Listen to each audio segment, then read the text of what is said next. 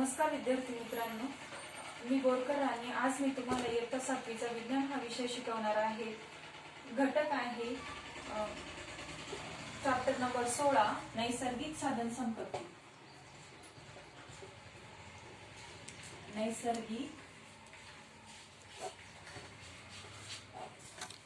साधन संपत्ती.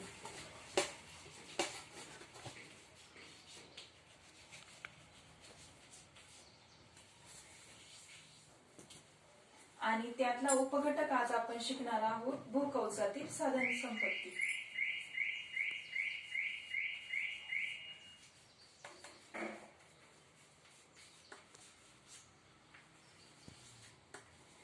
भूकवचातील साधन संपत्ती.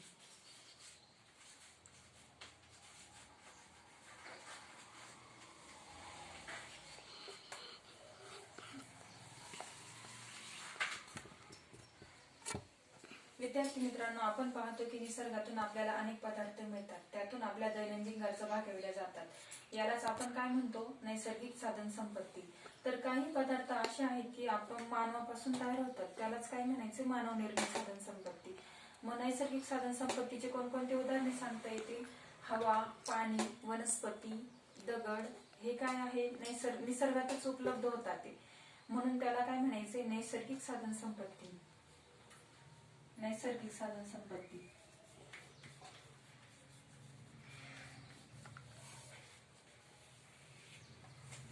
नैसर्गिक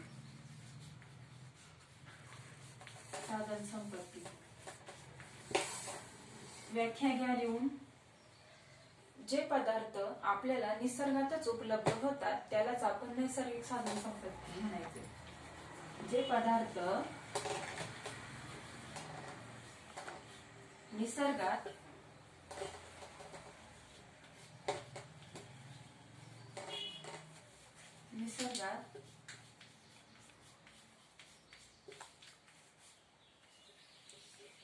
उपलब्ध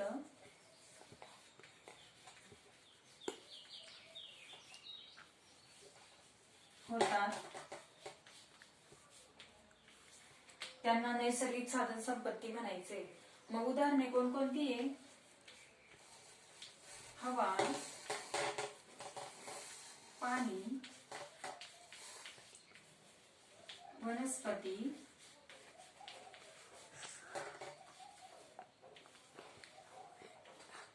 दगड,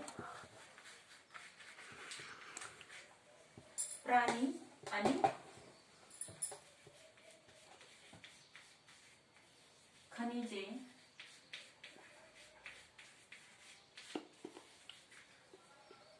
ही काय आहे? नैसर्गिक साधन संपत्तीचे उदाहरणे आहेत.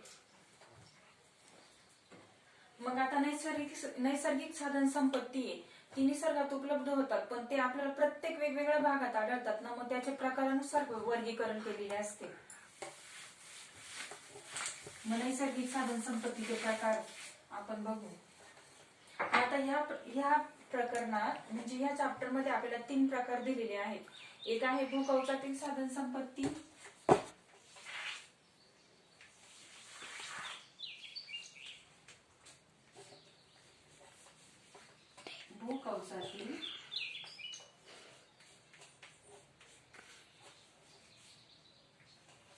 भूकवचातील साधन संपत्ती.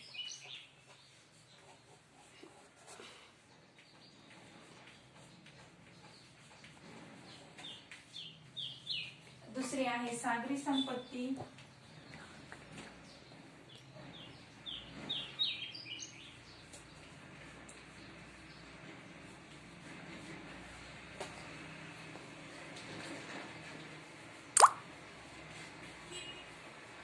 आणि तिसरी आहे वन संपत्ती. वन संपत्ती.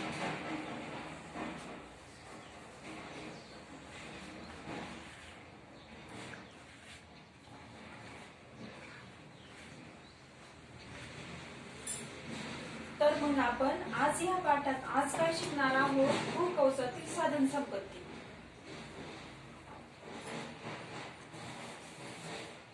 लिहून घ्या.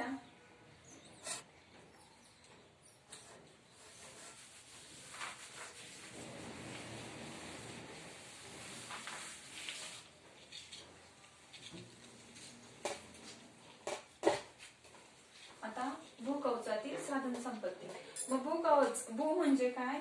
जमीन. भू म्हणजे जमीन आणि जमीन म्हणजेच जमिनीच्या खालचा भाग. जमिनीच्या खालचा भाग कशाचा येत असतो? आपण 3 लेअर बघितले आहेत, शिलावरण, जलावरण आणि वातावरण. मग शिलावरण म्हणजे जमिनीच्या खालचा भाग येत असतो, म्हणजेच तो कुठे येत असतो? जमिनीच्या खालच्या भागात येत असतो, म्हणजेच भूकवचात. मग आता भूकवचातील साधन संपत्ती मध्ये खनिजे, हवा, दगडी कोळसा, इंधने हे काय आहे? भूकवचातील साधन संपत्तीचे उदाहरणे आहेत. मग पृथ्वीच्या शिलावरणाचा भाग, आता भूकवचातील साधन संपत्ती, पृथ्वीच्या शिलावरणाचा भाग हा जमीन व त्याखालील कठीण कवच यांनी बनलेला असतो. मग शिलावरण हे एक जिन्सी नसून, शिलावरण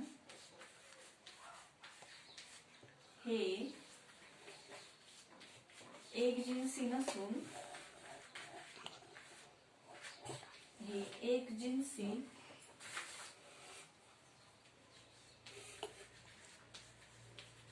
एक जिन्सी नसून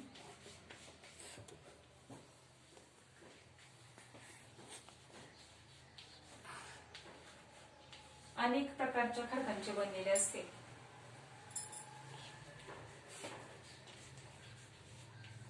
अनेक प्रकारच्या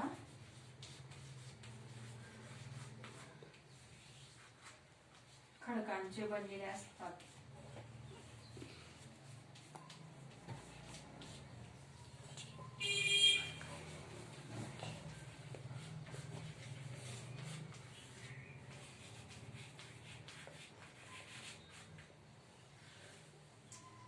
मग आता पृथ्वीचा आपण खाली खडक बघतो, मग खडक एकाच प्रकारचा असतो का?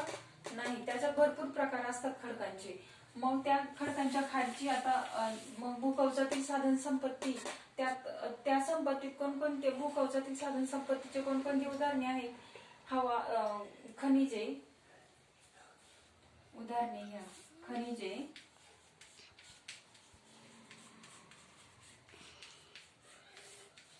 खनिज तेल,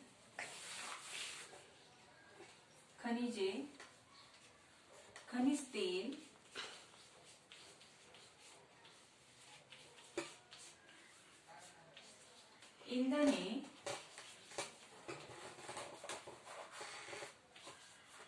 कोळसा.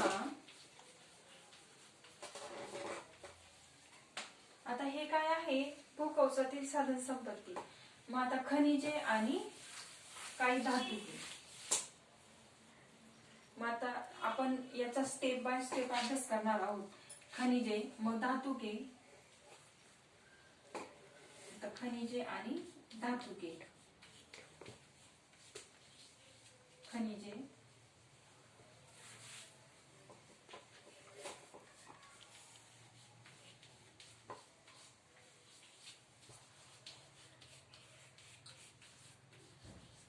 आणि धातुके.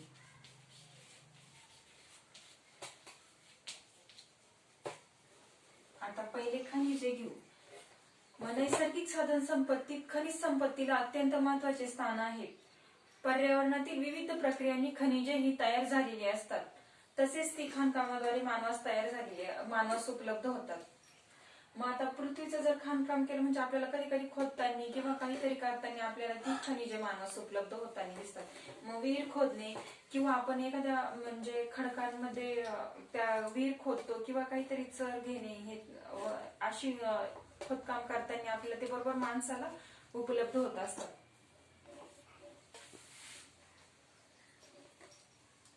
खाणकामाद्वारे मानवास उपलब्ध होतात.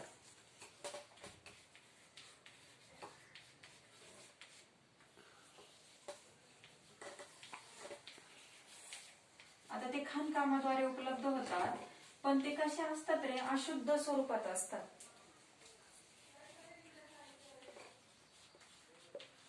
मग त्याचं शुद्धीकरण केलं जातं. अशुद्ध खाणकामाद्वारे उपलब्ध होतात.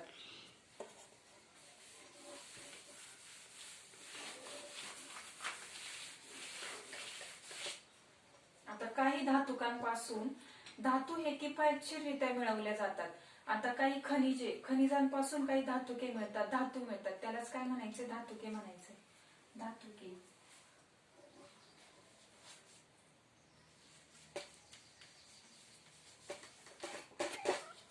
काही खनिजांपासून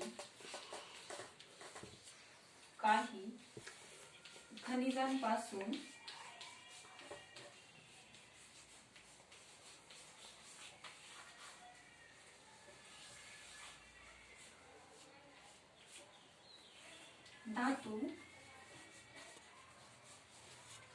मिळतात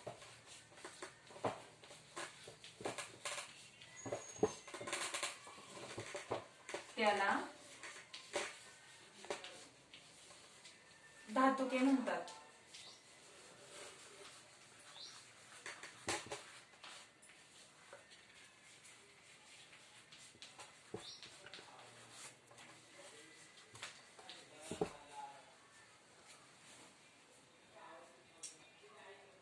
आता काही धातूंना विशिष्ट रंग आणि चकाकी असतात. काही धातू हे मुक्त स्थितीत आढळतात, तर काही धातू हे संयुग अवस्थेत आढळतात. मग मुक्त स्थितीत आढळणारी कोणकोणती आहेत?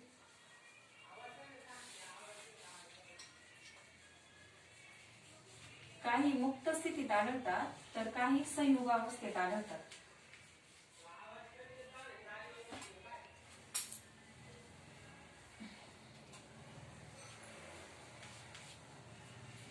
संयुग अवस्थेत. मग मुक्त स्थितीत कोणकोणते आढळतात? सोने, चांदी, तांबे, प्लॅटिनम, बिस्मथ हे मुक्त स्थितीत आढळतात. तर काही संयुग अवस्थेत आढळतात. मग त्यांना काय असतं? ते मुक्त स्थितीत आढळतात म्हटलं त्यांना विशिष्ट रंग, चकाकी याच्यावरून आपण ते ओळखले जातो.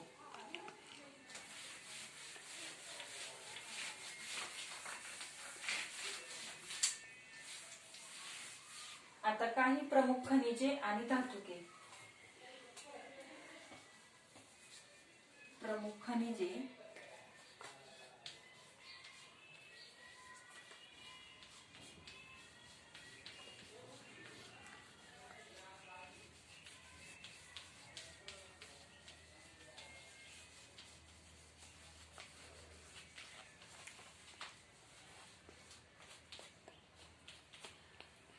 आता पहिलं कोणते घ्यायचंय? लोह खनिज.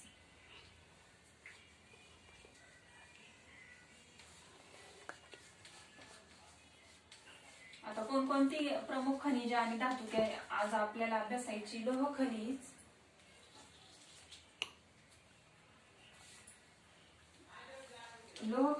मॅंगनीज,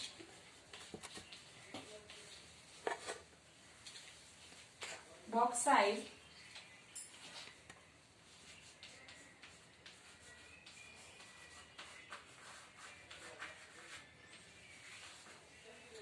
तांबे,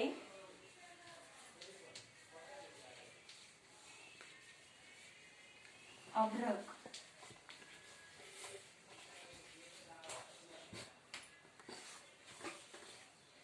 आता लोह खनिज.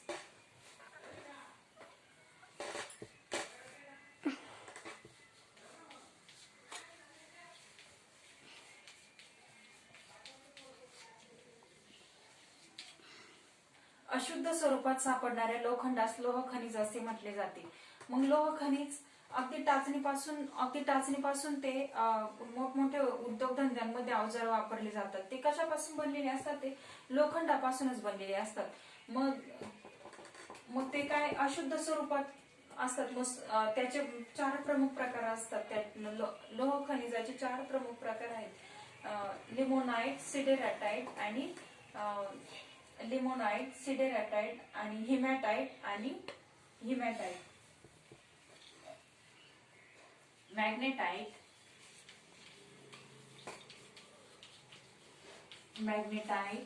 Limonite,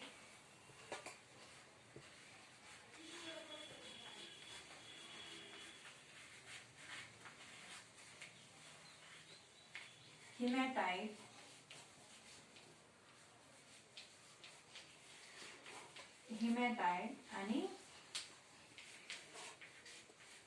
siderite. हे काय आहेत? लोह खनिजाचे 4 प्रमुख प्रकार आहेत. आता 2 नंबर काय मॅग्नीज बघायचंय.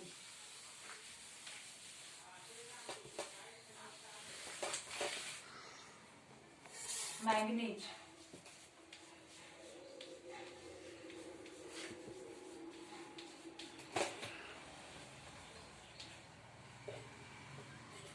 आता मॅग्नीजचे कॅल्शियम कार्बोनेट कॅल्शियम कार्बोनेट हे काय आहेत. मॅग्नीजचे 4 प्रमुख प्रकार आहेत. मग आता मॅग्नीजचा उपयोग कशासाठी होतो. औषध निर्मितीसाठी मॅग्नीजचा उपयोग केला जातो. तसेच खिडक्यांना किंवा वेगवेगळ्या काचा बसवल्या जातात त्यांना गुलाबी छटा येण्यासाठी त्या मॅग्नीजचा उपयोग केला जातो. काचेला गुलाबी छटा येण्यासाठी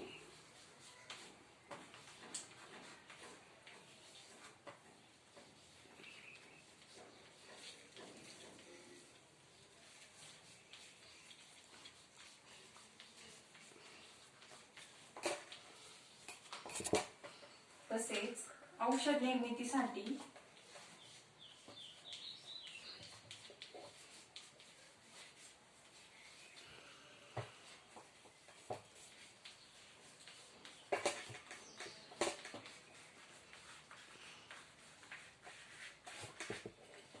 त्याचा उपयोग केला जातो ह्या मॅग्नीजचा.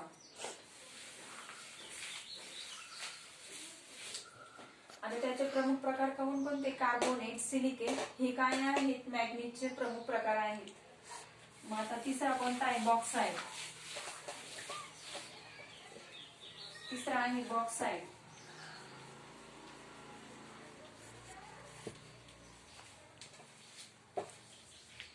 आता बॉक्साइड मध्ये 55% हे अॅल्युमिनियमचेच प्रमाण असते. मग बॉक्साइडचा उपयोग आता बॉक्साइडचं अॅल्युमिनियमचे प्रमाण आहेत. मग अॅल्युमिनियमचा उपयोग कशासाठी होतो. विद्युत वाहक यंत्रांमध्ये होतो. तसंच वीजवाहक उपकरणे तयार करण्यासाठी सुद्धा या बॉक्साइडचा उपयोग केला जातो.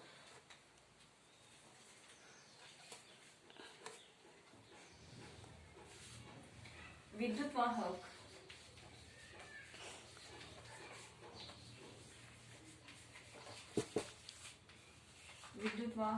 तसेच वीज वाहक उपकरणे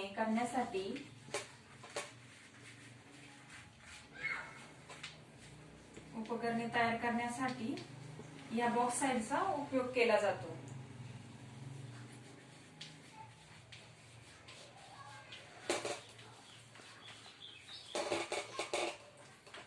मग याच्यात या अॅल्युमिनियमचे 55% प्रमाण असते.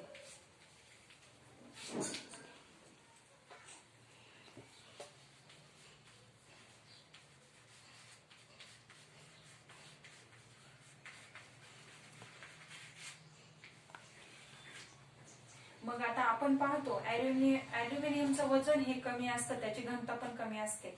म्हणून त्याचा उपयोग विमान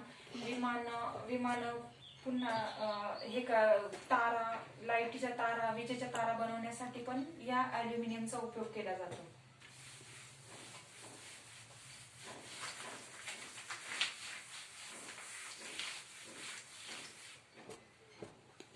चौथं आहे तांबे. तांबे हे शीघ्र विद्युत वाहक आहेत. तसेच ते लोह खनिज किंवा मॅग्नीज इतर खनिजांच्या सानिध्यात हे तांबे सापडून येत असते. मग त्याचा उपयोग काय असतो. तांब्याची भांडी हे शीघ्र विद्युत वाहक आहे.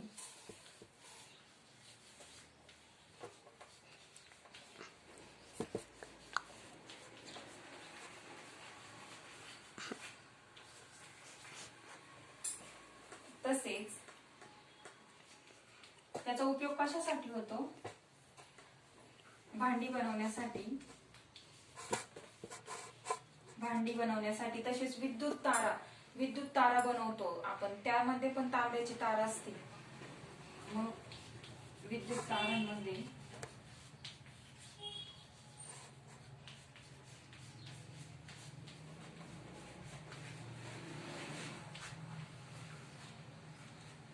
या तांब्याचा उपयोग होत असतो. मग आता चौथा आहे अभ्रक. आता आपण पाहिलं पहिले चारही लोह धातुकांचे प्रकार हे काय आहे, विद्युत वाहक आहे. पण हा कसा आहे, एकटाच विद्युत रोधक आहे, म्हणजे तो विद्युत वाहून नेत नाही. अभ्रक हा विद्युत रोधक आहे.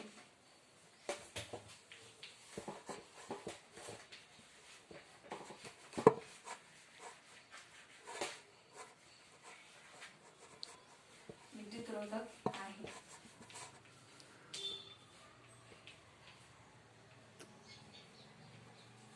मग त्याचा उपयोग कुठे केला जातो, काही म्हणजे वायर बनवतो आपण, वीज वाहून नेण्यासाठी वायर बनवतो. मग त्याच्यावरची जाड थर असतो याचा, तो कशाचा असतो, अभ्रकाचा. मग याचा म्हणजे आपल्याला शॉक बसू नये याच्यासाठी त्या अभ्रकाचा उपयोग केला जातो. मग याच्या थरांच्या जाडीवरून याची किंमत ही ठरलेली असते.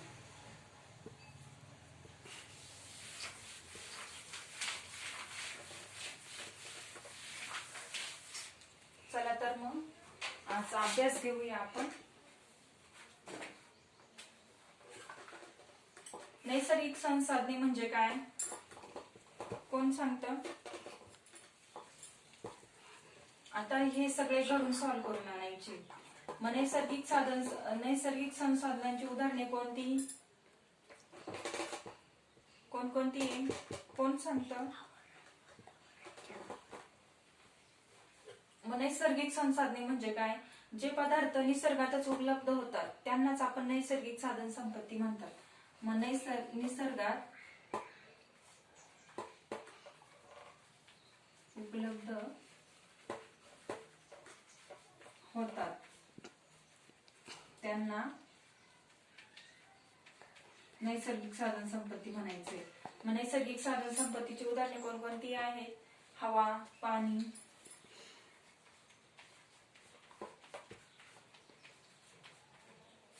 खनिजे,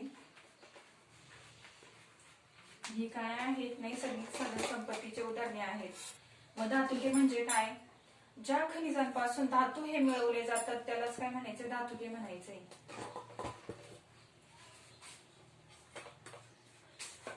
आता रिकाम्या जागा.